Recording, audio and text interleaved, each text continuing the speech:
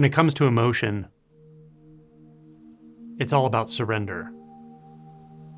It's all about acceptance, natural acceptance, feeling the emotion as it is, not trying to change it or modify it or get something out of it or gain understanding or feel better or put it to rest. It's really just about full-on experience. This can be challenging for certain emotions, certain situations.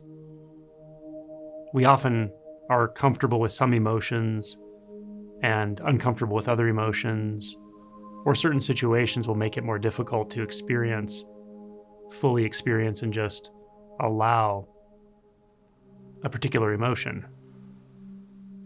But the lesson of the emotion is the experience itself. It speaks its own language, and its language is sensation, feel. It's not the language of narrative, storyline. It's not the language of control. It's not the language of healing, fixing, understanding.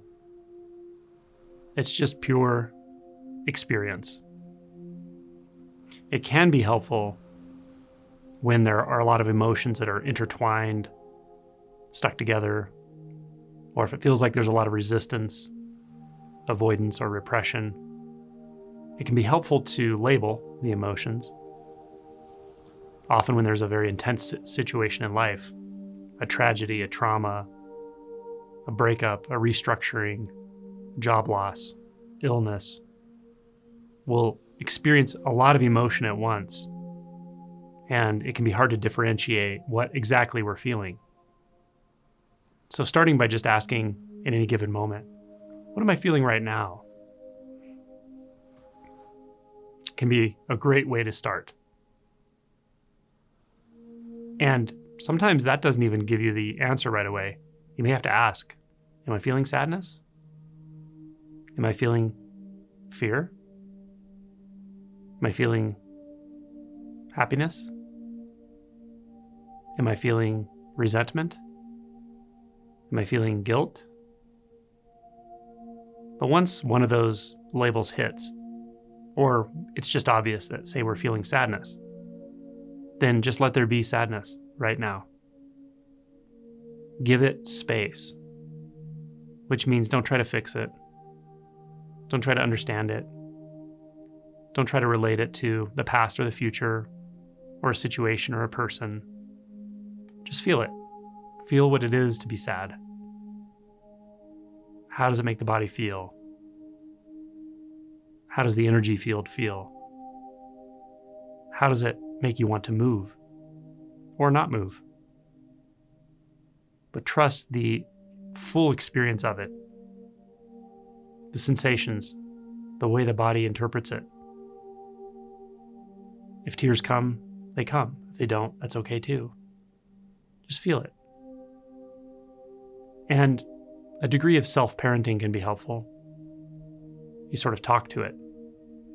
Tell it, you have space here. You have my attention. You can be what you are here. You don't have to be different. I won't try to make you go away. I won't try to justify my beliefs about you. I won't go into my head. You have my attention, you have my ears, you have my eyes, you have my body, you have my heart. So just be here. And to the degree you can, find the love, the natural love for all of experience. And find it for this experience. It may be very subtle initially, but if you ask, you may be surprised that it's there. Do I feel love here for this experience, for sadness, for grief? Maybe it's not even a personal experience of love, it's just love. Love that says, you can be here. You're okay just as you are. You don't need to be different. You have the space of this body. You're felt, you're known, you're acknowledged, and you're okay. Stay as long as you need to. When you have this kind of relationship with an emotion, things change. You'll feel less inclined to run away, intellectualize, distract, engage in a habit.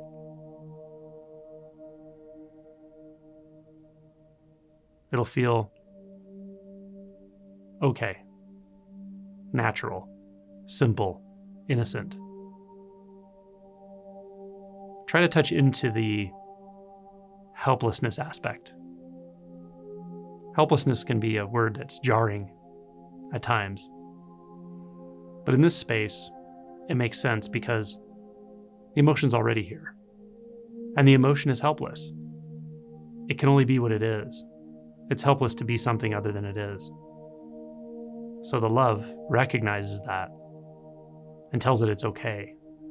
It's perfectly okay to be just as it is. This is how we work with emotion. We let it be the teacher. We give it the energy of attention. We give it the energetic space of the body-mind to exist, to be. We don't reject it. We don't try to stuff it down. We let it be just what it is. Let it teach us about its nature, how it sees the world, how it feels the world. This is powerful work. You can do this with any emotion. And I suggest you do it with every emotion that comes. Fear, jealousy, frustration, anger. All of these energies are like beings. They're like entities. They're like parts of you. They are parts of you. They relate to very deep and early parts of ourselves. Childhood energies, adaptive experiences that we often bury through layer after layer of identity. But when we're called to come back into contact with them, we have a huge opportunity to know ourselves in a deeper way, to know nature in a deeper way, to know emotion in a deeper way. But it's not an intellectual knowing. It's a visceral knowing. It's a knowing of surrender, a knowing of love and acceptance. It may not feel this easy at first, but give it some time and give each emotion its due, one at a time. They'll keep coming. If you feel resistance to this, acknowledge that. Resistance is a slippery one, but it's here somewhere. It has its place. Let's start there. You can be here, resistance. I know what you're saying. I get it. It says, I don't want this. I don't want to be here. Feel that in your body. How does it feel? Give resistance space in the body as well. Give it acknowledgement, love, attention. This is simple work, but it requires time and space. It requires attention and heart. It requires you to slow down and really be willing to feel what's here.